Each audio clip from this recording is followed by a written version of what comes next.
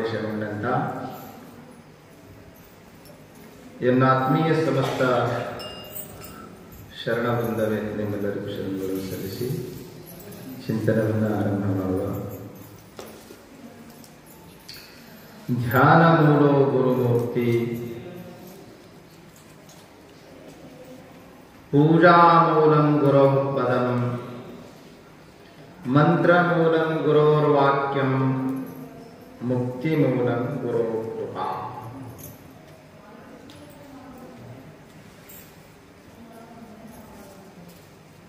ಗುರು ಕೃಪಾ ಬಹಳ ಅವಶ್ಯಕವಾಗಿರುವಂತಹದ್ದು. ಗುರು ಅಂದ್ರೆ ಗಿರತಿ ಅಜ್ಞಾನಿತಿ ಗುರು. ನಮ್ಮ ಅಜ್ಞಾನ ಕಳೆಯುವವನಿಗೆ ಗುರು ಅಂತ ಕರೀತಾರೆ.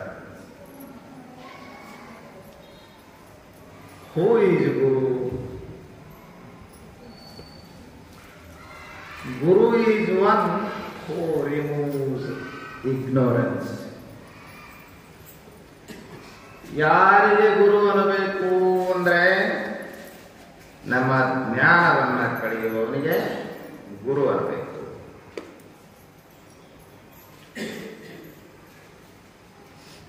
ಗುರುಗಳು ಬಹಳ ಮಂದಿ ಅದಾರ. ಮಠದ ನಂಬರ್ ಹೇಳೋ ಗುರುಗಳು, ಮಠದ ನಂಬರ್ ಹೇಳೋ ಗುರುಗಳಿಂದ ಉದ್ಧಾರ ಆಗೋದಿಲ್ಲ. ಮಠದ ನಂಬರ್ ಹೇಳೋ ಗುರುಗಳ ಬೆನ್ನ ಹತ್ತಿದವರು ಸತ್ಯನಾಶ.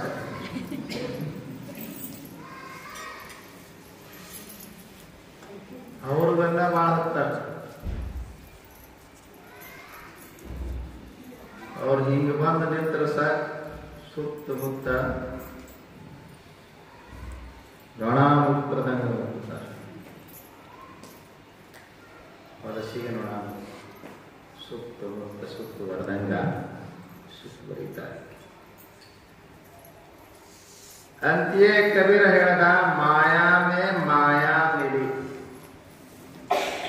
ಅವರು ಮಾಯಾದಾಗ ಅದಾರ, ಇವರು ಮಾಯಾದಾಗ ಅದಾರ. ಅವ್ರಿಗೆ ಗೆಳತನ ಕೂರ್ತದ, ಹೊಂದಾಣಿಕೆ ಆಗ್ತದೆ ಅಂದ. ನಾವಿವತ್ತು ಯಾರು ಗುರು ಅಂದ್ರೆ, ಗುರುವಾದವರು ಶ್ರೋತ್ರಿಯನಾಗಿರಬೇಕು, ಬ್ರಹ್ಮನಿಷ್ಠನಾಗಿರಬೇಕು. ಶ್ರೋತ್ರಿಯ ಅನ್ನೋದರಿಂದ ಸಕಲ ಶಾಸ್ತ್ರ ಪಾರಂಗತ, ಬ್ರಹ್ಮನಿಷ್ಠ ಅನ್ನೋದರಿಂದ ಬ್ರಹ್ಮಾನುಭೂತಿ, ದಿವ್ಯದ ಅನುಭೂತಿ ಅವನಿಗಾಗಿರಬೇಕು. ಸದ್ಗುರೋರ್ ಜ್ಞಾನದಾತು.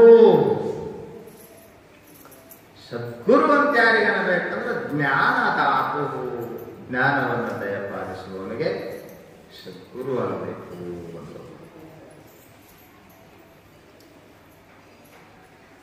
ಇದ್ದರ ಇರಬೇಕು ಎಂಥವ ನಮ್ಮ ಸಿದ್ಧಾರೂಢರಂಥ. ಅವನಿನ ಬಾಯಾಗ ಶಬ್ದ ಬಂದು ಗುರು ಇದ್ದರೆ ಇರಬೇಕಂಥವ ನಮ್ಮ ಸಿದ್ಧಾರೂಢರಂಥ. ಇದ್ದುದು ಇದ್ದಂಗೆ ಹೇಳವ. ಸಿದ್ಧಾರೂಢ ಏನ್ ಮಾಡ್ತಾರೆ? ಇದ್ದದ್ದು ಇದ್ದಂಗೆ ಹೇಳ್ತಾರೆ. ಸುಳ್ಳಗಳ ಹೇಳಂಗಿಲ್ಲ. ಸಂಸಾರ ಸುಮಾರು ಐತಿ, ಸುಮಾರು ಅಂತಾನ ಹೇಳ.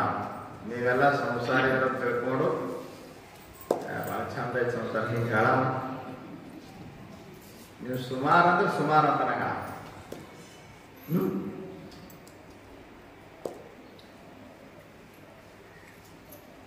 ಇಂಥ ಸದ್ಗುರುವಿಗೆ ಶರಣಾಗತನಾಗಬೇಕು. ಯಾರದರ ಬೆನ್ನ ಹತ್ತಿ ಹಾಳಾಗ ಗುರು ಕರನ ಪಹಿಚಾನಿಕೆ. ಕಬೀರ ಹೇಳ್ತಾನೆ, ಎಂತ ಗುರುಗಳನ್ನ ಹತ್ತಬೇಕು, ಗುರುಗಳು ಎಂತವ್ರು ಮಾಡ್ಕೋಬೇಕು, ಗಂಡನ ಎಂತವ್ರು ಮಾಡ್ಕೋಬೇಕು. ಕೊಡೋದು ಬಂದು ಬಡೆ ಹೋದ ಅದು ಮಾಡ್ಕೊಂಡ ಮೇಲೆ ಗೊತ್ತಾಗುತ್ತೆ. ಇದೊಂದು ಭಾಳ ಹೇಳ ಬಂದದೆ. ಮೊದಲು ಗೊತ್ತಾದ್ರೆ ಚಲೋ ಇರ್ತೈತೆ ಹಾಗೆ ಮೊದಲು ಗೊತ್ತಾಗಿಲ್ಲ ಏನು ಇದು ಮಾಡ್ಕೊಂಡ ಮೇಲೆ ಗೊತ್ತಾಗ್ತದೆ.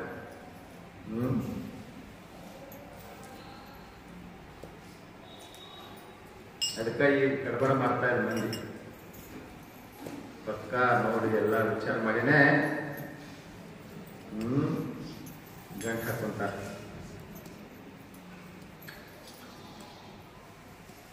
ಒಬ್ಬ ಹೆಂಡತಿಯನ್ನ ಸ್ವೀಕರಿಸಬೇಕಂದ್ರೆ ಎಷ್ಟು ನೋಡ್ತೀವಿ ಏನು ಹೇಳ್ತೀವಿ.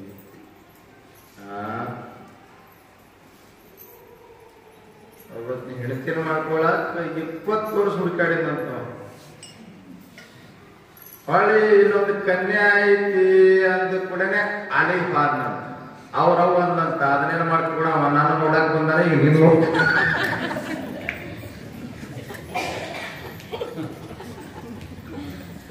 20 ವರ್ಷದಿಂದ ನಾನು ನೋಡಕ್ ಬಂದಿದ್ದ ಹಳ್ಳಿಗ ಈಗ ನೀನ್ ನೋಡಕ್ ಬಂದಾನ. ಎಷ್ಟು ಹುಡುಕಾಡ್ತೀರಿ. 3 ದಿನ ಆಯ್ತು ಹೋಗಕ್ಕೆ. 3 ದಿನದ ಸಂತಿಯುತ್ತಮ್ಮ ನೀ ಮಾಡೂತ ಕುಂತೀವಿ ಸುಮ್ಮ ಕೈ ವಾಚನ ಹೇಳ್ದ. 3 ದಿನದ ಸಂತೆ 3 ದಿನ ಇದೆ ಬಹಳ ದಿನ. 100 ದಿನ 100 ವರ್ಷ ಅಂದ್ರೆ ಬಹಳ ಅನಿಸೋದು ಜ್ಞಾನಿಗಳ ದೃಷ್ಟಿಯಲ್ಲಿ. 100 ವರ್ಷ 100 ವರ್ಷ ಎಲ್ಲಿ ಬದುಕ್ತಾ ಇದ್ದಾರೆ. 30ಕ್ಕೂ ಮುಗಿಸ್ಕೊಂಡು ಹೊಂಟಾರಲ್ಲ ಹಿಂಗೆ ಕುಂತ 30ಕ್ಕನ ಎಲ್ಲ ಮುಗಿಸ್ಕೊಂಡು ಹೊಂಟಾರ.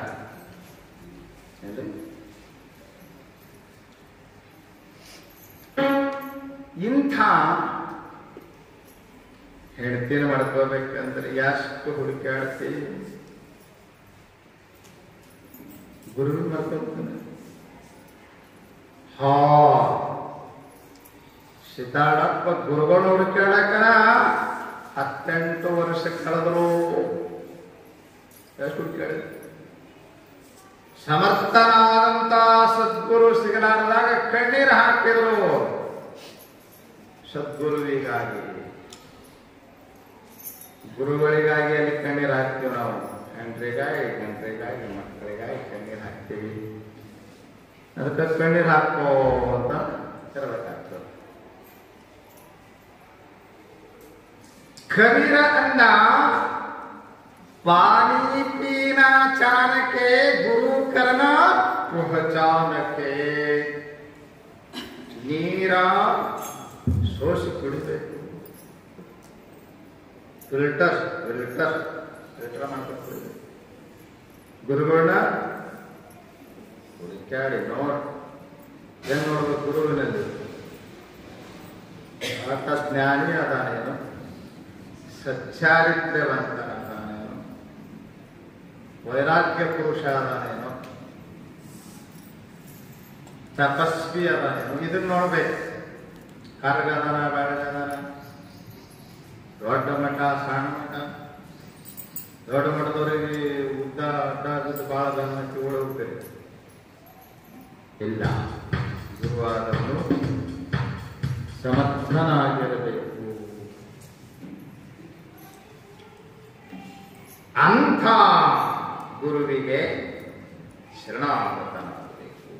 ಅಂಥ ಗುರುವಿಗೆ ಶರಣಾಗತಾದ್ರೆ ಏನಾಗ್ತದೆ?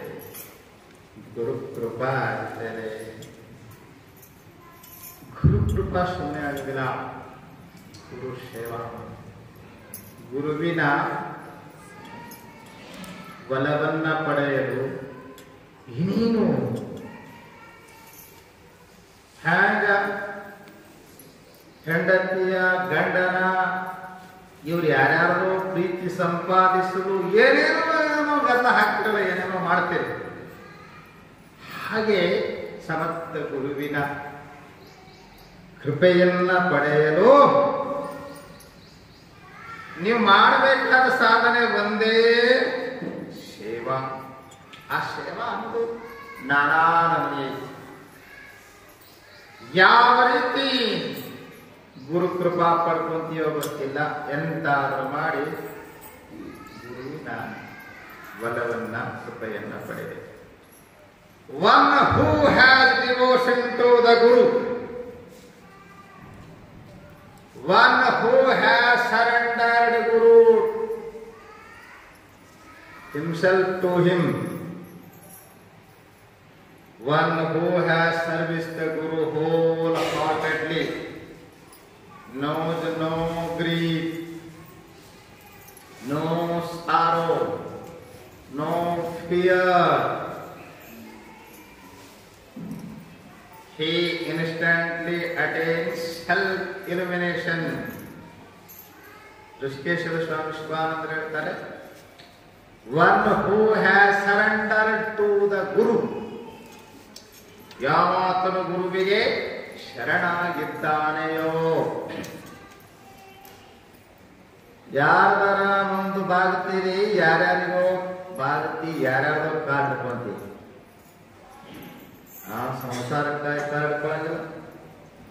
ಎಷ್ಟು ಮಂದಿಗೆ ತಗ್ಗಿ ಬಗ್ಗೆ ನಡೀತೀರಿ, ಎಷ್ಟು ಓಡಾಡ್ತೀರಿ. ಅವ್ರ ಮುಂದೆ ನಾಯಿ, ಬೆನ್ನಿಂದ ನಾಯಿ ಓಡಾಡ್ದಂಗೆ ಓಡಾಡ್ತಾರೆ.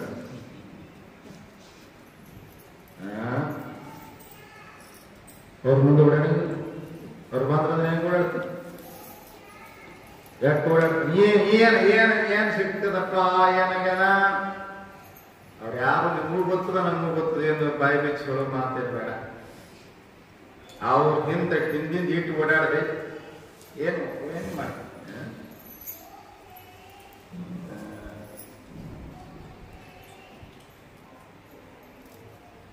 ಎಮ್ಮಿಗೂ MLAಗೂ ಏನು ವ್ಯತ್ಯಾಸ? ಪ್ರಶ್ನೆ ಕೇಳೋಣ.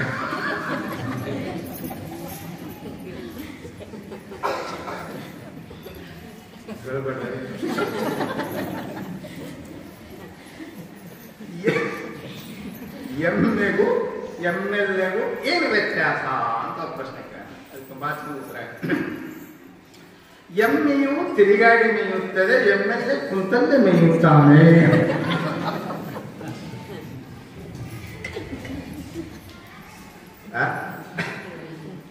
ತಿರುಗಾಡ್ಬೇಕಂತ ಅಲ್ಲೇ ಪ್ರಶ್ನೆ ಕುಂತಲ್ಲ.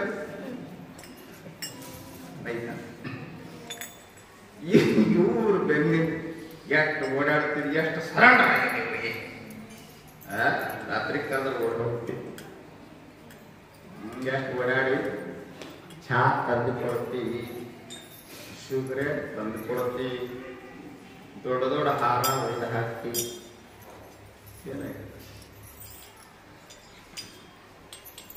MLA ಬೆನ್ನು ಹತ್ತೋದಕ್ಕಿಂತ ಎಮ್ಮಿ ಬೆನ್ನು ಹತ್ತಿದ್ರೆ ಉದ್ಧಾರ ಆಗ್ತೈತಿ. MLA ಕಾಯ್ದಕ್ಕಿಂತಲೂ ಎಮ್ಮಿನ ಕಾಯ್ದಿದ್ರ ಉದ್ಧಾರ ಆಗ್ತೈತಿ. ಇವ್ರು ಯಾರ್ಯಾರಿಗೋ surrender ಆಗ್ತೇವೆ ಏನಂತಾರವರು? One who has surrendered to the Guru, ಗುರುವಿಗೆ ಶರಣಾಗತನಾಗು. ಯಾವಾತ ಗುರುವಿಗೆ ಶರಣಾಗತನಾಗಿದ್ದಾನೆಯೋ, one who has serviced the Guru wholeheartedly, ಯಾವಾತನು ಗುರುಗಳ ಸೇವಾ ಮಾಡ ಹಂಗ ಹೋಲ್ ಹಾರ್ಟೆಡ್ ಮನಸಾಪೂರ್ವಕವಾಗಿ ಮಡದಿ ಸೇವೆಯನ್ನ ಮನಸಾಪೂರ್ವಕ ಮಾಡ್ತೀವಿ, ಮಕ್ಕಳ ಸೇವೆಯನ್ನ ಮನಸಾಪೂರ್ವಕ ಮಾಡ್ತೀವಿ. ಎಷ್ಟು ಹಚ್ಕೊಂಡು ಮಾಡ್ತೀವಿ, ಫಲ ಏನಾಗ್ಯದ? ಮನೆ ಬಿಟ್ಟು ಹೊರಗೆ ಹಾಕ್ಯಾರ, ಇದೆ ಫಲ. ಎಷ್ಟು ಮಕ್ಕಳು ಸೇವಾ ಮಾಡಿದ್ವಿ, ಮಡದಿ ಸೇವಾ ಏನ್ ಮಾಡಿದಪ್ಪ, ಕೈ ಬಿಟ್ಟು ನಿನ್ ಕೈ ಬಿಡ್ತಾರೆ. ನೀ ಎಲ್ಲಾರು ಇಲ್ಲಿ ಚಂದ ಇದ್ರ ಚಂದ, ಇಲ್ಲ ಅಂದ್ರ ಇವ್ರ ಕೈ ಬಿಟ್ಟು ಕೈ ಬಿಟ್ಟಾಗ ಕೈ ಹಿಡಿತಾಗ ಸದ್ಗುರುನಾಥ. ಎಲ್ಲರ ಕೈ ಬಿಟ್ಟಾಗ ಸದ್ಗುರುನಾಥ ಕೈ. ಒಂದು ಕತೆ ಹೇಳ್ತಾರೆ, ಆ ಚಂದನೆಯ ಕತೆ ಅದು. ಆಮ್ರಪಾಲಿಕತೆ. ಆಮ್ರಪಾಲಿಕತೆಯನ್ನ ಗೀತಾಂಜಲಿಯಲ್ಲಿ ಆಕೆಯ ಕಥೆಯನ್ನ ಪದ್ಯ ರೂಪದಲ್ಲಿ ಕಥನ ಮಾಡಿದ್ದಾರೆ.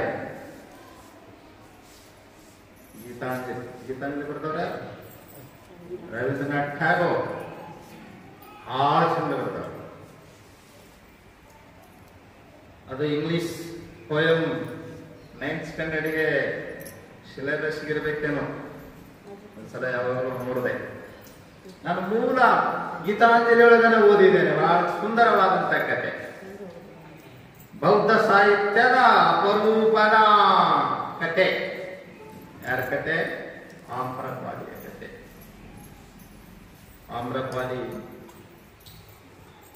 ನಗರ ವಧು. ತಿಳಿತಾರೆ ನಿಮಗೆ ನಗರ ವಧು ಅಂದ್ರೆ ಅಂದ್ರೆ ನಗರದವ್ರಿಗೆ ಯಾರು ಬಯಸ್ತಾರ ಅವ್ರಿಗೆಲ್ಲ ವಧು. ವೇಷ ನಗರ ವಧು.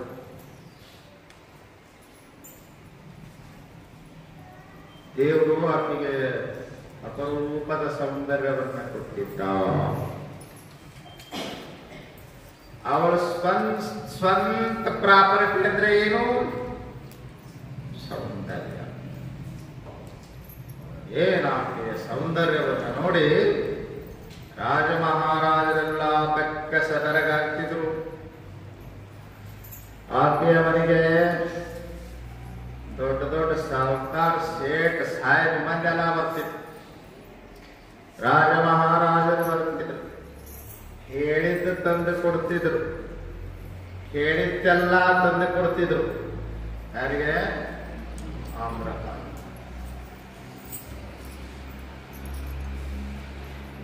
ಅಪಾರ ಸಂಪತ್ತು ಸಂಗ್ರಹ ಆಗ್ತದಲ್ಲ. ಆಯ್ತಾ? ರಾಜ ಮಹಾರಾಜರೆಲ್ಲ ಹೇಳ್ದಂಗೆ ಕೇಳ್ತಾರಂದ್ರಲ್ಲ. ಅಪಾರ ಸಂಪತ್ತು ಸಂಗ್ರಹ ಆಯಿತು. ಅರಮನೆಯಂತ ಮನೆಯಾಯಿತು. ಒಂದು ದಿನ ಆಮ್ರಪಾಲಿ ಅರಮನೆಯ ಬಾಲ್ಕನಿಯಲ್ಲಿ ಕೂಡಿದ.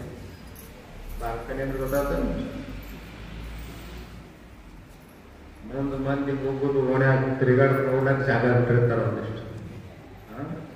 ಬಾಲ್ಕನಿ ಅಲ್ಲಿ ನಿಂತಿದ್ದ ಆಮ್ರಪಾಲಿ. ಬುದ್ಧ ಹೊಂಟಿದ್ದ.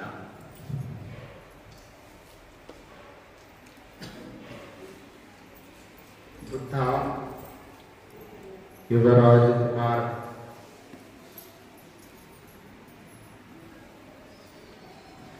ತುಂಬು ತಾರುಣ್ಯದಲ್ಲಿ ಸಕಲ ವೈಭವವನ್ನ ತ್ಯಾಗ ಮಾಡಿ ಸನ್ಯಾಸಿಯಾಗಿದ್ದ. ಅದು ಯಾರಿಗೆ ಸಾಧ್ಯ? ಸಾಮಾನ್ಯರಿಗೆ ಸಾಧ್ಯದ ಮಾತಲ್ಲ. ಬುದ್ಧ ಬುದ್ಧ ಜಗವೆಲ್ಲ ಮಲಗಿರಲು ಅವನೊಬ್ಬನೇ ಎದ್ದ. ಹಾಸನ ಹೇಳ್ತಾರೆ ಕಾವ್ಯಾನಂದ. ಅಪರೂಪದ ಸಾಹಿತ್ಯ ಕಾವ್ಯಾನಂದ ಸಾಹಿತ್ಯ. ಬುದ್ಧ ಬುದ್ಧ ಜಗವೆಲ್ಲ ಮಲಗಿರಲು ಅವನೊಬ್ಬನೇ ಎದ್ದ ಅಂತರು. ಎಲ್ಲರೂ ಬಿದ್ದವರೇ, ನಿದ್ಯೊಳಗಿದ್ದವರೇ. ನಾವೆಲ್ಲ ನಿದ್ಯಾಗಲಿ, ಎದ್ದವರಲ್ಲ. ಎದ್ರೆ ಮುಕ್ತನಾಗಲು ಮನುಷ್ಯ ಪ್ರಯತ್ನ ಮಾಡ್ತಿದ್ದ. ಇವನಿಗೆ ಎಚ್ಚರ ಆಗಿಲ್ಲ ಇನ್ನ. ಅದಕ್ಕ ತಸ್ಮಾತ್ ಜಾಗೃತ ಜಾಗೃತ ಜಾಗೃತ. ಋಷಿಗಳು ಎಚ್ಚರ ಆಗು, ಎಚ್ಚರ ಆಗು. Arise, awake, stop not, still glory is the reach. ಅವ್ರು ಚಂದ ಹೇಳಿದಂತ ಸ್ವಾಮಿ ವಿವೇಕಾನಂದ. ಜಾಗೃತನಾಗು, ಜಾಗೃತನಾಗು, ಸಾಧಿಸು, ಗುರಿಯನ್ನ ಸಾಧಿಸು, ನಿಲ್ಬೇಡ, ನಿಲ್ಬೇಡ.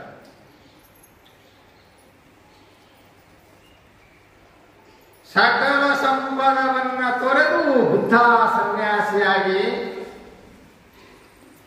ಬಿಹಾರ ಅಂತ ಕರೆದ್ರು. ಸಹಜವಾಗಿ ವಿಹರಿಸಿದ. ಬಿಹಾರ ಅಂತ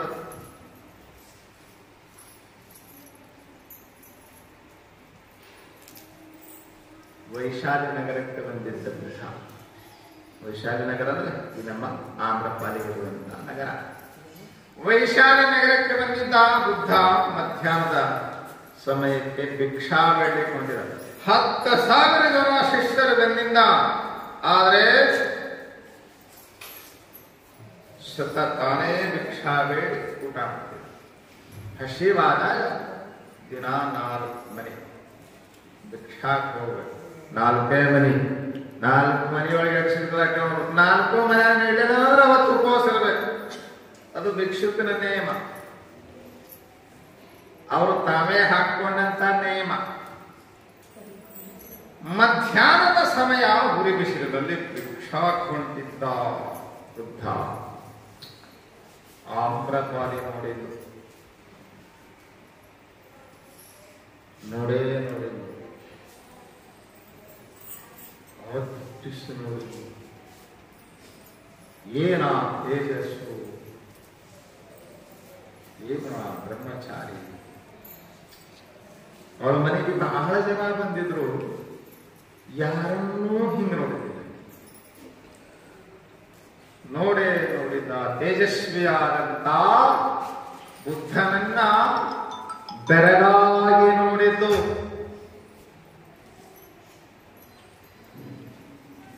ಬಾಲ್ಕನಿಯಿಂದ ತನ್ನ ಅರಮನೆಯ ಪ್ರಾಸಾದದಿಂದ ಇಳಿದು ಕೆಳಗೆ ಬಂದು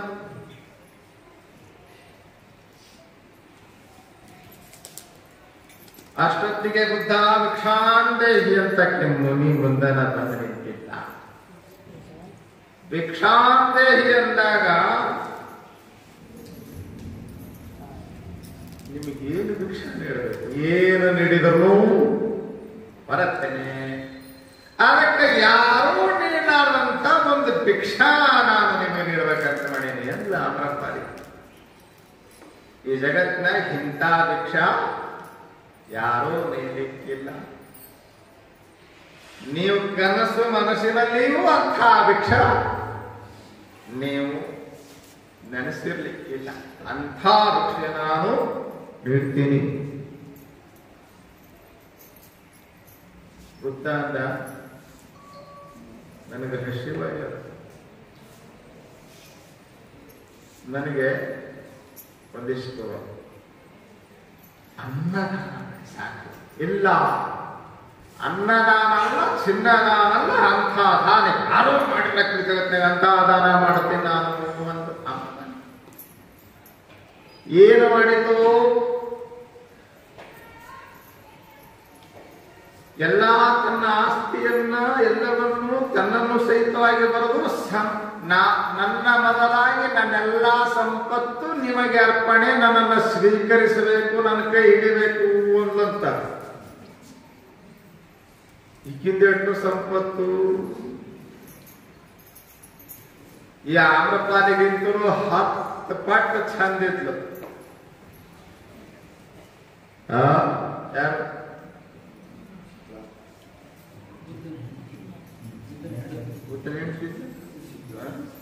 10 ಪಟ್ಟು ಚಂದ. ಯಶೋಧರ ಬಿಟ್ಟು ಬಂದಾಗ ಈಕೆ ನನ್ನನ್ನು ಸ್ವೀಕರಿಸಿ ನನ್ನ ಕೈ ಹಿಡಿರಿ. ಬುದ್ಧ ಒಂದೇ ಮಾತಂದಂತ, ನಿನ್ನೆಲ್ಲರ ಕೈ ಬಿಟ್ಟಾಗ ನಾ ಬಂದು ಕೈ ಹಿಡಿತೀನಿ ಅನ್ನಂತ. ಇದು ಬಹಳ ತುಂಬಾ ಲಕ್ಷ ಕೊಡ್ಬೇಕು.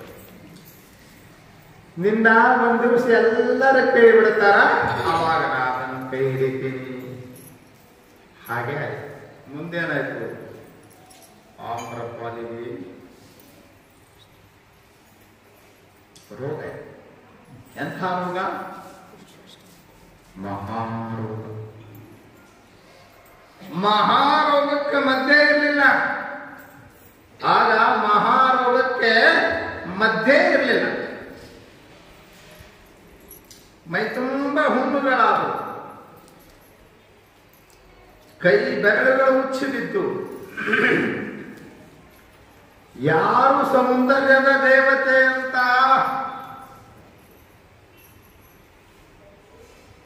ಓಡೋಡಿ ಆಕೆಯ ಮನೆಗೆ ಬರ್ತಿದ್ರು, ಅವರೇ ಮನೆ ಬಿಟ್ಟು ಓಡಿಸಿದ್ರು. ಓಡಿಸತ್ತ ನೆನಪಿಟ್ಕೋಬೇಕು. ಒಂದು ದಿವಸ ನಿನ್ನ ಮನೆ ಬಿಟ್ಟು ಓಡಿಸ್ತಾರೆ. ಕೊಡುಗರೆಲ್ಲ ಕಲಬಹುದು, ಊರ ಹಿರಿಯರೆಲ್ಲ ಬೈದು ಬಡದು ಊರಾಚೆ ತಪ್ಪಿದ್ರು. ಊರಾಚೆ ಹಳ್ಳಲಾಚೆ ಗುಡಿಸಿಲಿನಲ್ಲಿ ಬದುಕ್ತಾ ಇದ್ದಾಳೆ. ಲೈಫ್ ಬಹಳ ಮಜಾ ಇರ್ತದೆ. ಅದಕ್ಕ ಲೈಫ್ ಈಸ್ ಸ್ಟ್ರಗಲ್. ಜೀವನ ಆಗುವುದು ಹೋರಾಟ. ನಾವೊಂದು ನಮ್ಮನೆ ಹೋರಾಟ ಮಾಡಬೇಕಾಗಿರ್ತದೆ. ಜೀವನದಲ್ಲಿ ನೀವು ಒಂದು ನಮ್ಮನೆ ಹೋರಾಟ ಮಾಡಬೇಕಾಗಿರ್ತದೆ. ಇಂಥ ಅರಮನೆಯಲ್ಲಿ ಮೆರೆದಂತ ಅರಸಿಯಂತ ಮೆರೆದಂತ ಆಮ್ರಪಾಲಿ ಗುಡಿಸಿಲಿನಲ್ಲಿ ಬದುಕಬೇಕಾಗಿದೆ. ಹಸಿದು ಊರೊಳಗೆ ಭಿಕ್ಷಾಕ ಬಂದ್ರ ಕಲ್ಲ ಒಗಿತಾ ಇದಾರ. ಯಾರು ತಮ್ಮೋಣ ಬರಬಡಂಗಿಲ್ಲ. ಯಾಕಾದ ಅಂಟು ರೋಗ ನಮಗ್ ಹತ್ತಿತ್ತಂತ ಹೇಳಿ ಎಲ್ಲ ಕಲ್ಲ ಒಗಿತಾ ಇದಾರೆ. ಒಂದ್ ದಿವಸ ಹಸುದು ಭಿಕ್ಷಾ ನೀಡಿ ತಾಯಿ ಅಂತ ಒಂದು ಓಣ್ಯಾಗ ಬಂದಾಳ. ಸಾಯಂಕಾಲದ ಸಮಯ. ಹುಡುಗರು ಕಲ್ಲು ಬರಬೇಡ ನಮ್ಮ ಮನೆಯಾಗ ಅಂತ ಹೇಳಿ ಒಬ್ಬಾತ ಒಂದು ಕಲ್ಲನ್ನ ಬೀಸಿ ಮಗದ. ಕಲ್ಲು ಬಂದು ಬಡಿ, ತಲೆ ಹೊಡಿ, ಮೈಯೆಲ್ಲ ರಕ್ತ ಆಗಿದೆ. ಮೂರ್ಛೆ ಬಂದ ಬಿದ್ದು, ಬಿದ್ದಲ್ಲೇ ಬಿದ್ದು. ಯಾರು ಬಿದ್ದಾಗ ವಿಶ್ವ ಯಾರಿಲ್ಲ. ಊರೆಲ್ಲ ಮಲಗಿದೆ. ನೀರವ ರಾತ್ರಿ ಬೆಳದಿಂಗಳ ಚೆಲ್ಲಿದೆ. ಏನದ ನನ್ನ ಜೀವನದಾಗ? ನಾರಕೀಯ ಜೀವನವನ್ನು ಬದುಕ್ತಾ ಇದ್ದೇನೆ. ಎಲ್ಲರೂ ಹೊಡೆದು ಹೊರಗೆ ಹಾಕ್ಯಾರ. ಹುಚ್ಚಿ ಅಂತಾರ, ಪಾಪಿ ಅಂತಾರ. ಯಾಕೆ ನನಗೆ ಸಾವು ಬರಬಾರ್ದು? ಏನದ ನನ್ನ ಬದುಕಿನಾಗ? ದೇವರೇ ಯಾಕೆ ನಮಗೆ ಸಾವು ತರ್ತಾ ಇಲ್ಲ ಅಂತ ಹೇಳಿ ನೀರು ಹಾಕ್ತಾ ಇದ್ದಾರೆ. ಆಗ ಒಬ್ಬ ಬಂದಾಕಿಯ ಕೈ ಹಿಡಿದ. ಎಲ್ಲರ ಕೈ ಬಿಟ್ಟಾಗ ನಾ ಕೈ ಹಿಡಿತೀನಿ ಅಂದಿದ್ದಲ್ಲ, ಈಗ ಬಂದೀನಿ ಅಂದಂತ ಬಿಟ್ಟ. ಎಲ್ಲರ ಕೈ ಬಿಟ್ಟಾಗ ಯಾವ ಬಂದು ಕೈ ಹಿಡಿತಾನಲ್ಲ ಅವನೇ ಸದ್ಗುರು. ಎಲ್ಲರ ಕೈ ಬಿಟ್ಟಾಗ ಅವ ಬರ್ತಾನ. ಏನದ ನನ್ನ ಜೀವನದಾಗ? ಎಲ್ಲಾ ಕಳ್ಕೊಂಡಿದ್ದೀನಿ. ಜೀವನ ನೀರಸಾರಸಾರ. ಜೀವನ ಮೀನಿಂಗ್ಲೆಸ್ ಆಗ್ತಿದೆ. ನಿಮಗೂ ಹಂಗ ಅನಿಸ್ತದೆ. ಜೀವನ ಲೈಫ್ ಈಸ್ ಮೀನಿಂಗ್ಲೆಸ್. ಲೈಫ್ ಅಂದ್ರೆ ಏನ್ ಅರ್ಥ ಇಲ್ಲ ಅಂತ ಅನಿಸ್ತದೆ. ಅರ್ಥ, ಜೀವನಕ್ಕೆ ಅರ್ಥ ಇಲ್ಲ ಅನಿಸಿದಾಗ ಲೈಫ್ ಈಸ್ ಮೀನಿಂಗ್ಫುಲ್ ಅಂತ ನಿಮ್ಮ ಬಾಯಿಂದ ಬರಬೇಕು. ಹಾಂಗ್ ಮಾಡೋರಿಗೇನೆ ಸದ್ಗುರು ಅಂತಾರೆ. ನೆನಪಿಡಬೇಕು. ಆ ಸದ್ಗುರುನಾಥನ ಪಾದಕ್ಕೆ ಬಿದ್ರೆ ಸದ್ಗುರುಗಳಿಗೆ ಶರಣಾಗತ. ಆದ್ರೆ ನೀವೇನು ಇಡೀ ಮೀನಿಂಗ್ಲೆಸ್ ಅಂತಿರಲ್ಲ. ಇಲ್ಲ, ಜೀವನ ಬಹಳ ಅರ್ಥಪೂರ್ಣವಾಗಿದೆ. ಬದುಕಲಾಗಿ ಬಂದಿಲ್ಲ ನಿಮಗೆ. ಮಾತುಗಳ ಲಕ್ಷ ಕೊಡಬೇಕು. Life is very meaningful. ಆದ್ರೆ ನಿನಗೆ ಬದುಕಲಿಕ್ಕೆ ಬಂದಿಲ್ಲ. ಬುದ್ಧ ಹೇಳಿದ, ನಿನ್ನ ಕಷ್ಟಕ್ಕೆ ಪರಿಹಾರ ಇದೆ. ಮಾತುಗಳ ಲಕ್ಷ ಕೊಡಬೇಕು ನೀವು. ಬದುಕಿನಲ್ಲಿ ಬರುವಂತ ಪ್ರತಿಯೊಂದು ಕಷ್ಟಕ್ಕೂ ಒಂದಿಲ್ಲ ಒಂದು ಪರಿಹಾರ ಇರ್ತದೆ. ಸಮಸ್ಯೆಗೊಂದು ಸಮಾಧಾನ ಇದ್ದೇ ಇರ್ತದೆ. ಎಂತದ ಕೀಲಿ ಇರ್ಲಿ, ಕೀಲಿಗೊಂದು ಕೀಲಿ ಕೈ ಇರ್ತದೆ. ಕೀಲಿ ಮಾಡ್ಯಾರ ಅಷ್ಟು ಟಪ್ ಬಹಳ ಸಮಸ್ಯಾತ್ಮಕವಾದ ಕೀಲಿ. ಬಹಳ ಮಜೆ ಬಂದವಿ ಕೀಲಿ. ಅಂತ ಕೀಲಿ ಐತಂದ್ರೂ ಅದಕ್ಕೊಂದು ಕೀಲಿ ಕೈ ಇದ್ದೇ ಇರ್ತದೆ. ಹಾಗೆ ಬಿಡಿಸಲಾಗದ ಸಮಸ್ಯೆ ನಿಮ್ಮ ಜೀವನದಾಗ ಬರೋದು ಅದಕ್ಕೊಂದು ಕೀಲಿ ಕೈ ಇರ್ತದೆ. ಯಾರ ಕಡೆ ಇರ್ತದೆ? ಗುರುಗಳ ಕಡೆ ಇರ್ತದೆ. ಅದು ಕೀಲಿ ಕೈ. ಗುರುಗಳ ಕಡೆ ನಿಮ್ಮ ಜೀವನದ ಸಮಸ್ಯೆದ ಕೀಲಿ ಕೈಯನ್ನು ಬಿಚ್ಚಿ ಹಾಕ್ಲಿಕ್ಕೆ ಯಾರ ಕಡೆ? Guru has the power to remove the roadblock of your life. ಕಡೆ ನಿಮ್ಮ ಸಮಸ್ಯೆಗಳಿಗೆ ಸಮಾಧಾನ ಇರ್ತದೆ. ಅದಕ್ಕಂಥ ಸಮರ್ಥ ಗುರುವಿನಡೆಗೆ ಸಾಗಬೇಕು. ಬೇಕಾದಂಥ ಸಮಸ್ಯೆಗಳು ಬುದ್ಧ ಆಕೆಯನ್ನು ಸ್ವೀಕರಿಸಿದ. ಬುದ್ಧನ ಅಮೃತ ಹಸ್ತ ಅವಳ ಮೈ ರೋಗವನ್ನೆಲ್ಲ ಕಳೆಯಿತು. ಮನಸ್ಸಿಗಂಟಿದ ರೋಗ ಎಲ್ಲ ಕಳೆಯಿತು. ಬುದ್ಧನ ಉಪದೇಶಾಮೃತವನ್ನು ಸವಿದು ಆಮ್ರಪಾಲಿ ಕೃತಕೃತ್ಯಳಾದಳು. ಅಂಥದ ಒಂದು ಕಥೆಯನ್ನ ಪರಮ ಪೂಜ್ಯ ಯತಿವರೇಣ್ಯ ನಾಗಭೂಷಣ ಶಿವಯೋಗಿಗಳ ಪಾವನ ಚರಿತ್ರೆಯಲ್ಲಿ ಅಂಥ ಒಂದು ಕಥೆಯನ್ನ ನಾವು ನೋಡ್ತಾ ಇದ್ದೀವಿ. ಇದು ನಡೆದ ಘಟನೆ. ಎಲ್ಲಿ ನಡೆದ ಘಟನೆ? ಇದು ಮಹಾರಾಷ್ಟ್ರದ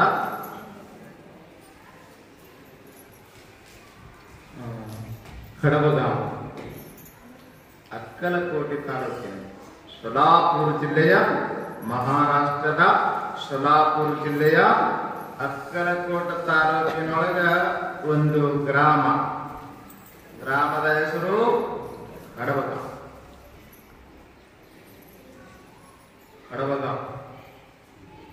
ಕಡಬ ಬಾಳ ಮಾಡ್ತಾರ. ನಮ್ಮಲ್ಲಿನ ಕಡಬ ಮಾಡಿ ಮುಗಿಸ್ತಾರ. ಜಾತ್ರೆ ಮೊದಲು ಬರೀ ಕಡಬ ಮಾಡ್ತಿದ್ವು. ಇವೆಲ್ಲ ಕಡಬಗಳು ಯಾರು ಲೈಕ್ ಮಾಡಂಗಿಲ್ಲ. ಹೋಳಿಗೆ ಕಡಬ ಬ್ಯಾಡ ಸಲುವಾಗಿ ಆದ್ರೂ ಇವರು ಕೂಡ ಹೋಳಿಗೆನೇ ಮಾಡ್ತಾರೆ. ಮತ್ತ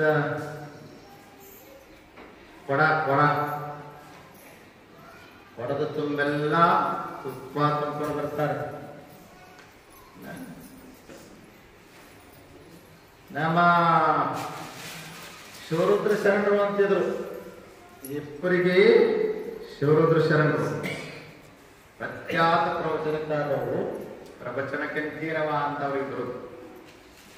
ಅವರು ಅಲ್ಲಲ್ಲಿ ಹೇಳ್ತಿದ್ರು. ನಮ್ಮ ಮುಸ್ಲಿಂ ಬಹಳ ಸಲ ಬಂದಿದ್ದಾರೆ. ಕಡಬಗಾಂವದ ಸ್ವಾಮಿಗಳ ಇನ್ನ ಸಬದಿದ್ದಾರೆ. ಇವರದ ಹೋಳಿಗೆ ತುಪ್ಪ ಉಂಡಾರವರು. ಅದಕ್ಕೆ ನಾವು ಸಮದಾಗಿದ್ದೇವಂದ್ರ ನೆನಪು ತೆಗೆದು ಹೇಳ್ತಿದ್ರು, ಭಾಷಣದಾಗ ಹೇಳ್ತಿದ್ರು. ಮುಚ್ಚುಳಂಬ ಗ್ರಾಮ ಅಂತ ಐತಿ ಬೀದರ್ ಜಿಲ್ಲಾ, ಅಲ್ಲಿಂದ ಬಂದಾರ ಅಕ್ಕಳಿವರು. ಅವರು ಶ್ರೀಮಠದಾಗ ಐಗೋಳು ಭಕ್ತಿ ಮಾಡ್ತಾರ ಅಂತ ಹೇಳ್ತಾರೆ. ಐಗೋಳು ಭಕ್ತಿ ಮಾಡೋದು ಕಡಿಮೆ, ಐಗೋಳು ಭಾಗದು ಬಹಳ ಕಡಿಮೆ. ಐಗೋಳು ಬಂದು ಇವ್ರಿಗೆ ಭಾಗ್ತಾರ. ಅಷ್ಟೇ ಅಲ್ಲ, ಕಡಬಗಾಂವದ ಐಗೋಳು ಭಕ್ತಿ ಮಾಡ್ತಾರ. ಹೋಳಿಗೆ ತುಪ್ಪ ಭಿನ್ನ ಮಾಡ್ತಾರ. ಎಲ್ಲಾ ಕಡೆ ಹೋಳಿಗೆ ತುಪ್ಪ ನೀಡ್ತಾರ. ನಿಮ್ ಕಡೆ ಹಂಗ ಹೋಳಿಗೆ ತುಪ್ಪ ನೀಡ್ತಾರೆ. ಎಷ್ಟು ಬಾಳ ನೀಡಿರಂದ್ರು ಹೋಳಿಗೆ ಅವ್ ಬಾಳ ಚಂದ ಹೇಳ್ತಿದ್ರು. ಬಾಳ ಕಡೆ ಏನ್ ಬಾಳ ತುಪ್ಪ ನೀಡ್ಯಾರಂದ್ರು ಹೋಳಿಗೆ ತುಪ್ಪ ನೀಡ್ತಾರ. ತುಪ್ಪದಾಗ ಹೋಳಿಗೆ ನೀಡೋರು ಕಡಬ ಹೇಳ್ತಾರ.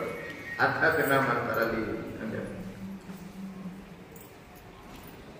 ಅವರೆಲ್ಲ ನಿಮ್ಗೆ ಪರಿಚಿತ ಅದಾರ. ಬಾಳ ಮಂದಿ ಪ್ರತಿ ವರ್ಷ ನಮ್ಗೆ ಏನೇ ಕಾರ್ಯಕ್ರಮ ಇದ್ರು ಕಡಬಗಾಂವದ ಐಗೋಳು ಜಂಗಮರ ಅಂತ ಅಷ್ಟೇ ಅಲ್ಲ, ಇಡೀ ಕಡಬಗಾಂವದ ಊರು ತುಂಬೆಲ್ಲ ನಮ್ಮ ಭಕ್ತರದ. ಪ್ರತಿ ಕಾರ್ಯಕ್ರಮಕ್ಕೂ ಬರ್ತಾರ. ಮೊನ್ನೆ ಗುರು ಪೂರ್ಣಿಮಕ್ಕ ಸುಮಾರು 2 ಕ್ರೋಸರ್ ತಗೊಂಡು ಬಂದಿದ್ರು. ಇಲ್ಲೇ ಇದ್ದು ಬಂದಿದ್ದು ಒಂದಿಷ್ಟು ಮಂದಿ. ಯಾರ್ಯಾರು ಬಂದಿಲ್ಲ ಎಲ್ಲರನ್ನು ನಾನು ಅಬ್ಸೆಂಟ್ ಹಾಕಿಟ್ಟಿದ್ದೀನಿ. ಇವರು ಗುರು ಪೂರ್ಣಿಮೆಗೆ ಬಂದಿಲ್ಲ. ಅಬ್ಸೆಂಟ್ ಅದ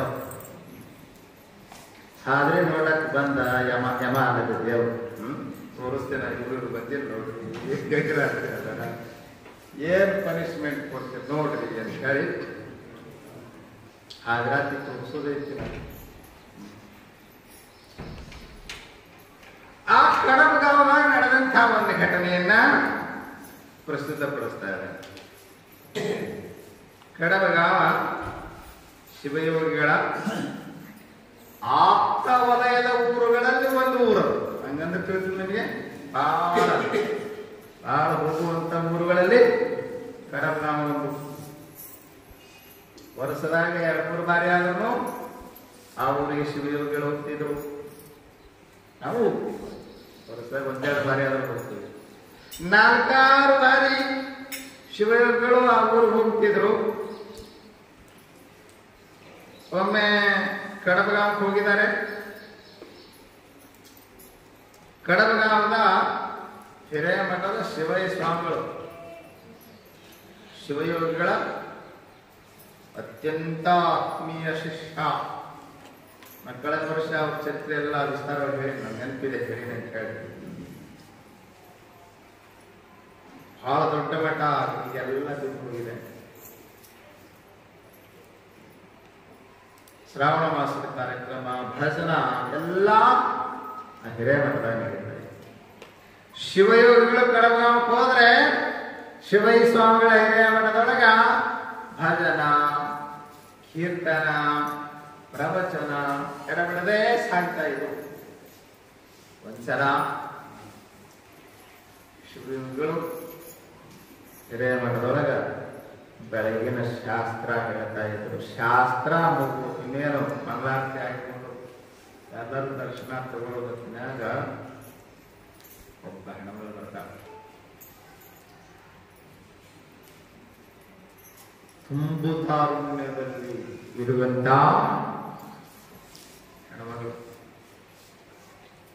ಅವಳ ಹೆಸರು ತಳವಾರ ಪಾಲಮ್ಮ. ಭಾಗ್ಯಲಕ್ಷ್ಮಿ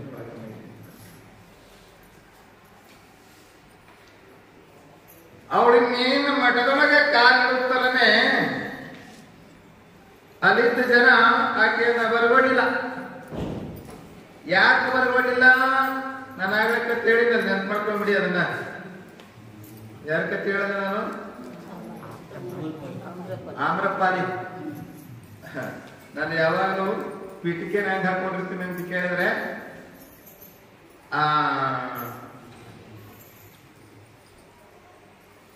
ನನ್ಗೆ ಯಾರೇ ಚರಿತ್ರೆ ಹೇಳಿ ಅದಕ್ಕೆ ಹೊಂದಾಣಿಕೆ ಆಗಿರಬೇಕು ಅಂಥ ಪೀಠಿಕೆಯನ್ನ ನಾವು ಜೋಡಿಸ್ಕೊಂಡ್ ಬಂದಿರ್ತೀವಿ.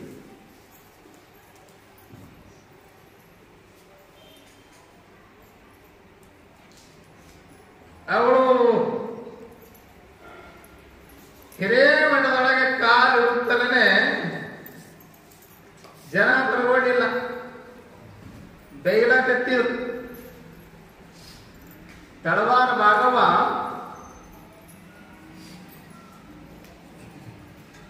ಸದ್ಗುರುಗಳ ಪಾದ ಹಿಡಿದು ಪಾವನ ಆಗಬೇಕಂತ ಹೇಳಿ ಸದ್ಗುರುಗಳ ಕಡೆ ಬರ್ತಾ ಇದ್ದಾಳೆ. ಲೋಣಿ ರಾಜೋಟಪ್ಪನವರು ದೊಡ್ಡ ಶ್ರೀಮಂತ ಮನೆ ಕಡೆ. ಈಗ ಎಲ್ಲ ಮನೆತನ ಅದು ಸ್ವಲ್ಪ ಹಿಂಗೆ ನೋಡ್ರಿ. ಅದಕ್ಕೆ ನೋಡ್ರಿ, 2 ಹಾದು ಬರಂಗಿಲ್ಲ, 2 ಬಂದು ಹೋಗಂಗಿಲ್ಲ, 2 ಹೋಗಾ ಬತಾ ಇರ್ತಾವೆ ಅಂತ ಹೇಳ್ತಾರ. ಹಂಗಂದ್ರೆ ಗೊತ್ತಾಯ್ತ ನಿಮಗೆ? 2 ಹಾದು ಬರಂಗಿಲ್ಲ. ಯಾವ 2 ಹಾದು ಬರಂಗಿಲ್ಲ? ಮಾನ ಪ್ರಾಣ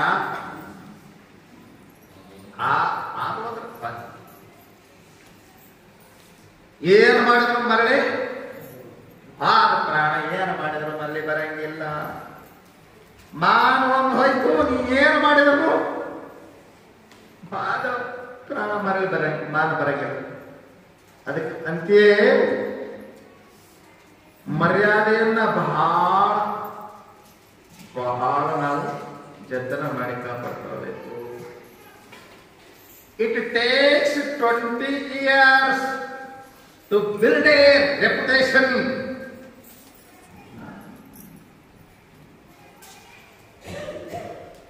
It reveals by 5 minutes. ಒಬ್ಬಾತ ಮಾತ್ಸಂಗ ಹೇಳ್ತಾನೆ, ಮನುಷ್ಯ ಕೀರ್ತಿಯನ್ನ ಸಂಪಾದನೆ ಮಾಡ್ಬೇಕಾದ್ರೆ ನಾವು ಒಂದು 20 ವರ್ಷ ಬೇಕು. ಪ್ರಸಿದ್ಧನಾಗಬೇಕಂದ್ರೆ ಏನೇನೋ ಸ್ಟಂಟ್ ಮಾಡಿ ಕಷ್ಟಪಟ್ಟು ಕೀರ್ತಿಯನ್ನು ಗಳಿಸ್ತಾನೆ. ಅದ್ರ ಕಳ್ಕೊಂಡ ಅವನು ಪಡೆದಂತ ಕೀರ್ತಿಯನ್ನು ಹಾಳು ಮಾಡ್ಕೊಳಕ 5 ನಿಮಿಷ ಸಾಕು. ನೀವೆಲ್ಲ ನೋಡ್ತೀರಿ ಈಗೆಲ್ಲ, ಕೆಲವ್ರದೆಲ್ಲ ನೋಡ್ತೀರಿ ಎಷ್ಟು ಕಷ್ಟಪಟ್ಟು ಮೇಲೆ ಬಂದಿರ್ತಾರೆ. ನೋಡಿ ಮರ್ಯಾದೆ ಆಗೋದು. ಉದಾಹರಣೆಗೆ ದರ್ಶನ್ ಅನ್ನೋದು ಗೊತ್ತಾಗ್ತದೆ, ಎಷ್ಟು ಮಂದಿ ಕೆಲವು ಹೋದಂಗೆ ಕಾಣಾಗಿರುತ್ತೆ. ನನ್ನ ರೆಪ್ಯುಟೇಷನ್ ಆಗೋಯ್ತು, ನೀನೇ ಹಾಳಾಗೋದು. ಆದ್ರೆ ಒಂದ್ 5 ನಿಮಿಷ ಹೋಲಿ ಬಿಡಪ್ಪ ಅಂದಿದ್ರ ಮೆರೀತೈತಿ. ಹಂಗೆ ಈಗ ಹೀರೋ ಹೋಗಿ ವಿಲನ್, ಬರೇ real life hero, real life villain. ಇನ್ನೊಂದು ತಿಳಿತದೆ, ಅವುಗಳು ಕೆಲವು ತಿಳಿತದೆ, ಯಾರಿಗೂ ಅದೇನು ನೋಡ್ತಿರಲ್ಲ ಸಿನಿಮಾದಾಗ, ಅದ ರಿಯಲ್ ಲೈಫ್ ಅನ್ನೋದು. ಸಿನಿಮಾದಾಗ ಧಾರಾವಾಹಿಯಾಗ ನೀವು ನೋಡೋದೆಲ್ಲ, ಆ ಸಿನಿಮಾದಾಗ ಎಷ್ಟು ಚಂದ ಎಷ್ಟು ಚಲೋ ಅನಿಸ್ತಾರಲ್ಲ, ನಿಜ ಜೀವನ ಹಂಗೆ ಇರ್ತಾರಂದ್ರೆ ಸಾಯ್ತಿರ ಅವ್ರ ಬೆನ್ನಿಂದ ಬಿದ್ದು. ಅದ ರಿಯಲ್ ಲೈಫ್ದಾಗ ಹಿಂಗಿರ್ತಾರ. ರಿಯಲ್ ಲೈಫ್ದಾಗ ಎಷ್ಟು ಪರಿಸ್ಥಿತಿ, ನೀವು ಎಷ್ಟೋ ನೀವು ಭಾಳ ಚಲೋ, ನಿಮ್ಮನ್ನ ಪೂಜೆ ಮಾಡ್ಬೇಕು, ನಿಮ್ಮ ಫೋಟ ಹಾಕೋಬೇಕು, ತಂದು ಅವ್ರ ಫೋಟ ಹಾಕಬೇಕು, ಬರಸ ಫೋಟೋ.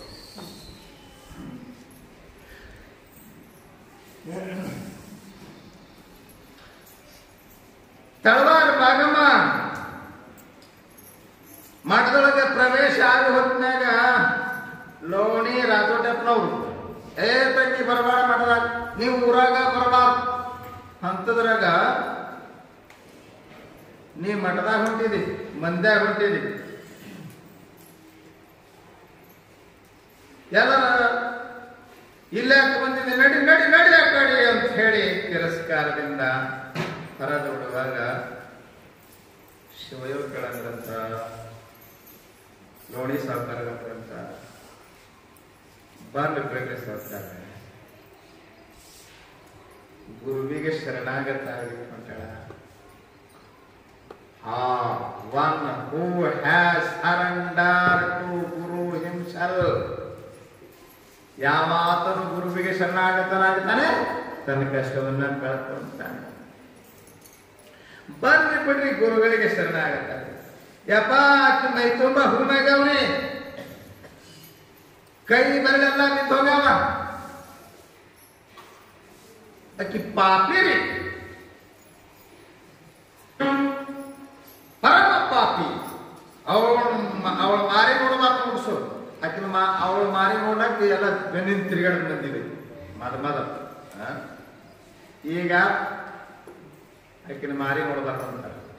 ಹಂಗೆ ಜೀವನ ಅಂದ್ರೆ ಹಂಗೆ.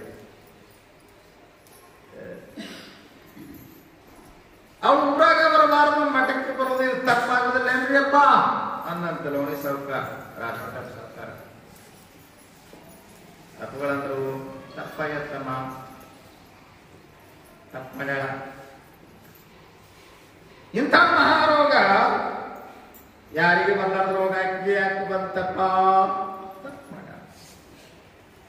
ಯಾರಿಗೆ ಬಂದಾದ ಕ್ಯಾನ್ಸರ್ ನಿನಗ ಯಾಕೆ ಬಂತಪ್ಪ? ತಪ್ಪು ಮಾಡ್ಯಾಳ. ಪಾಪ ಮಾಡಿದ್ದಕ್ಕರ ತಾನೇ ಆ ತಾಪ ಬರೋದು. ತಪ್ಪಾಗ್ಯಾದ, ಪಾಪ ಆಗ್ಯಾದ, ಪರಿಹಾರ ಮಾಡ್ಕೋಬೇಕಲ್ಲ. ಎಲ್ಲಿ ಪರಿಹಾರ ಆಗ್ತವೆ? ನಮ್ಮ ಪಾಪ ಎಲ್ಲ ಎಲ್ಲಿ ಪರಿಹಾರ ಆಗ್ತದ? ಸದ್ಗುರುನಾಥನ ಪಾದದಲ್ಲಿನೇ ಅದಕ್ಕೆ ಪರಿಹಾರ ಇದೆ. ಅದು ಶರಣಾಗತ ಆಗ್ಯದ. ಶರಣಾಗತ ಕಳಿಸೋದನ್ನ ಕಡೆ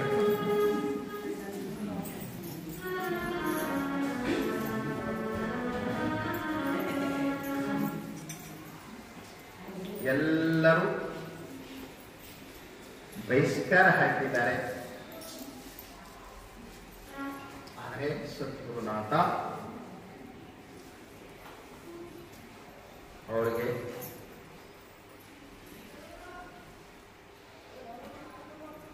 ತಮ್ಮ ಕೃಪಾಶೀರ್ವಾದವನ್ನು ಮಾಡಿದ್ದಾರೆ. ಬಂದಿತು ಭಾಗಮ್ಮ ಒಂದು ಬೆಳವಾರ ಭಾಗಮ್ಮ ಸದ್ಗುರುಗಳಿಗೆ ಸಾಷ್ಟಾಂಗ ನಮಸ್ಕಾರ ಹಾಕಿದ್ರು. ಯಪ್ಪ ಎಲ್ಲರೂ ಕೈ ಬಿಟ್ಟಾರ, ನನ್ನ ಊರು ಬಿಟ್ಟು ಹೊರಗೆ ಹಾಕ್ಯಾರ, ಮನೆ ಬಿಟ್ಟು ಹೊರಗೆ ಹಾಕ್ಯಾರ, ನನ್ನ ಜೀವನ ನರಕಮಯವಾಗಿದೆ, ನನ್ನನ್ನ ಕಾಪಾಡುತ್ತಂದೆ. ಎಲ್ಲರ ಕೈ ಬಿಟ್ಟಾರ, ನನ್ನನ್ನ ನೀ ಕೈ ಬಿಡಬೇಡಪ್ಪ ಅಂತ ಹೇಳಿ ಸದ್ಗುರುಗಳಿಗೆ ಬೇಡ, ಇದು ಬೇಡ, ನಮ್ಗೆ ಇಲ್ಲಿ ಕನ್ಫ್ಯೂಸ್ ಆಗ್ತದೆ.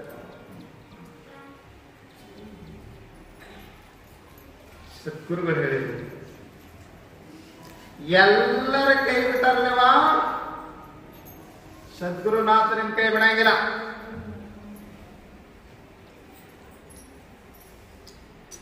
ನಿನ್ನ ಪಾಪಕ್ಕ ಪರಿಹಾರ ಉಂಟು, ನಿನ್ನ ಶಾಪಕ್ಕ ಸದ್ಗುರುವಿನಲ್ಲಿ ಪರಿಹಾರ ಉಂಟು, ನಿನ್ನ ತಾಪಕ್ಕೆ ಸದ್ಗುರುನಾಥನಲ್ಲಿ ಪರಿಹಾರ ಉಂಟು. ಆದರೆ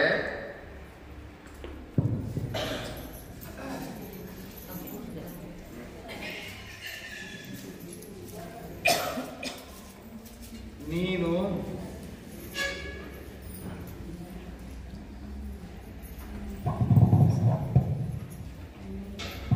ಬಹಳ ಪಥ್ಯ ಮಾಡಬೇಕಾಗ್ತದೆ. ನಾವು ಹೇಳಿದಂತ ಯೋಗ ಕ್ರಿಯೆಗಳನ್ನು ಮಾಡಬೇಕಾಗ್ತದೆ. ನಾವು ಕೊಟ್ಟಂತ ಔಷಧವನ್ನ ತಪ್ಪದೆ ತೆಗೆದುಕೋಬೇಕಾಗ್ತದೆ. ಯಪ್ಪ ನೀವು ಹೇಳಿದ್ದೆಲ್ಲ ಮಾಡ್ತೀನಿ, ನೀವು ಕೊಟ್ಟಂತ ಔಷಧ ತಗೊಳ್ತೀನಿ, ನನ್ನನ್ನು ಕಾಪಾಡು ತಂದೆ ಅಂತ ಭಾಗವ ಪಾದಕ್ಕೆ ಬಿದ್ಲು. ಗುರುಗಳು ಆಕೆಗೆ ಯೋಗ ಹೇಳಿಕೊಟ್ರು, ಪ್ರಾಕೃತಿಕ ಚಿಕಿತ್ಸೆ ಮಾಡಿಸಿದ್ರು, ಔಷಧ ಕೊಟ್ಟರು. ಆಗಿನ ಕಾಲದೊಳಗ ಯಾವ ರೋಗಕ್ಕೆ ಚಿಕಿತ್ಸೆನೇ ಇರಲಿಲ್ಲ, ಮಹಾರೋಗಕ್ಕ ಚಿಕಿತ್ಸೆನೇ ಇರಲಿಲ್ಲ. ಅಂಥ ಮಹಾರೋಗ ಸದ್ಗುರುನಾಥನ ಕೃಪಾದಿಂದ ಅವಳ ರೋಗ ಎಲ್ಲ ಪರಿಹಾರ ಆಯ್ತು. ಮೊದಲು ಹೆಂಗಿದ್ಲಲ್ಲ ಅಷ್ಟೇ ಚಂದ ಅಪ್ಸರೆ ಅಪ್ಸರೆ ಆದಂಗ. ಗುರುಗಳು ಹೇಳಿದ್ರಂತ, ಹಾ ಪಕ್ಕಾ ಪಥ್ಯ ಮಾಡಬೇಕು ಅಂದ್ರು. ಪಥ್ಯ ಅಂದ್ರೆ ಗೊತ್ತಂತ, ಬದನೆಕಾಯಿ ತಿನ್ನಬಾರದು, ಬಟಾಟೆ ತಿನ್ನಬಾರದು, ಕುಟ್ಟಿದ ಹುಗ್ಗಿ ನೀವು ಒಟ್ಟ ಅನ್ನಬಾರದು ಅಂತ ಹೇಳಿದ್ರಂತ. ಆಕೆ ಕುಟ್ಟಿದ ಹುಗ್ಗಿ ಉಪ್ಪಿನಕಾಯಿ ಅಂದ್ರೆ ಜೀವ ಜೀವ. ಎಲ್ಲ ಚಂದಾಗಿತ್ತಲ್ಲ, ಮನೆಗೆ ಕುಟ್ಟಿದ ಹುಗ್ಗಿ ಮಾಡಿದ್ರು, ಹೋ ಭಾಳ ಚಂದಾಗಿತ್ತು, ಹೋ ಎಲ್ಲ ಆರಾಮಾಗಿತ್ತು ಬಿಡು ಈಗ ತಿಳ್ಕೊಂಡು ಹುಗ್ಗಿ ಹೊಡೆದಂತ 2 ಗಂಗಾಳ. ಒಂದ್ ದಿವಸ 2 ಗಂಗಾಳ ಹುಗ್ಗಿ ಹೊಡೆದಂತ 3 ದಿನಕ್ಕೆ ಮತ್ತೆ ಡ್ಯಾನ್ಸ್ ಶುರು ಆಯ್ತಂತ. ಮತ್ತ 3 ತಿಂಗಳ ಅನ್ನೋದ್ರಾಗನ ವಾಪಸ್ ಆಗಿತ್ತು. ಮತ್ತೆ ಗುರುಗಳ ಬಂದಾಗ ಹಿಂಗ ಸತ್ಸಂಗ ನಡೆದದೆ, ಸತ್ಸಂಗ ಮುಗಿಸಿ ಕುಂತಾರ. ಹಿಂಗ ಅವಾಗ ಇದ್ದಂಗೆ ಎಲ್ಲ ಮಂದಿ ಬಳಗ, ಅದು ಶಾಸ್ತ್ರದ ಮಂದಿ ಎಲ್ಲಾರು ಇದ್ದದ್ದೆ. ಈಗ ಮತ್ತ ಆ ಭಾಗವನ ಅಣ್ಣ ಈಗಿನ ಕರ್ಕೊಂಡು ಹೊಂಟಿದ್ನಂತ. ಯಪ್ಪ ಭಾಗವ್ಗ ಮತ್ತೆ ಬಂದದ್ರಿ ರೋಗ ಅಂದ್ರೆ ಗುರುಗಳು ಅಂದ್ರಂತ, ಆಕಿನ ಇಲ್ಯಾಕೆ ಕರ್ಕೊಂಡು ಬಂದಿ, ಸುಡುಗಾಡ ಕರ್ಕೊಂಡು ಹೋಗು ಅಂದ್ರಂತ.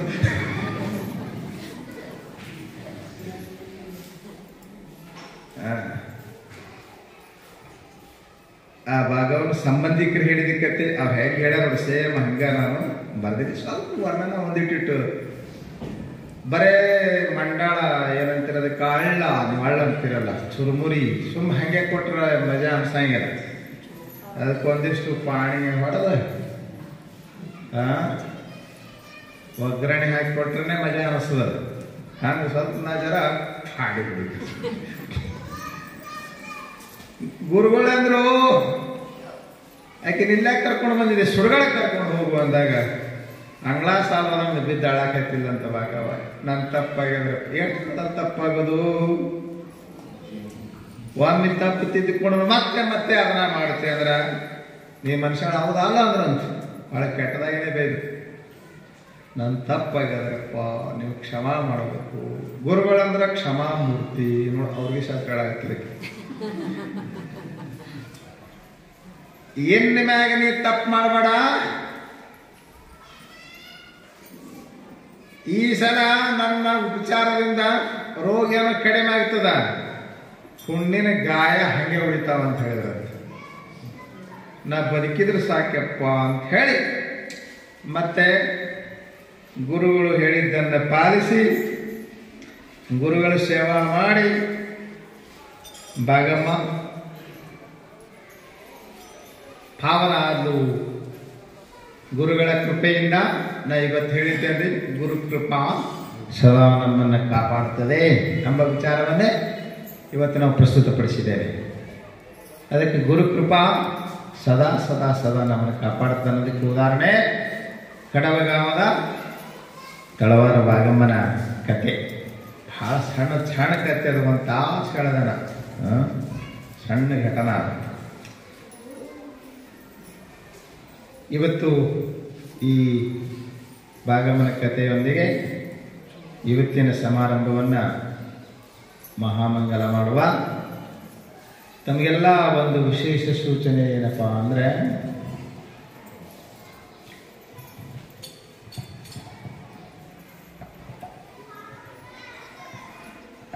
ಅದನ್ನು ಬಂದ್ ಮಾಡ್ಬೇಡಿ, ಆ ಕಡೆ ಹೋದ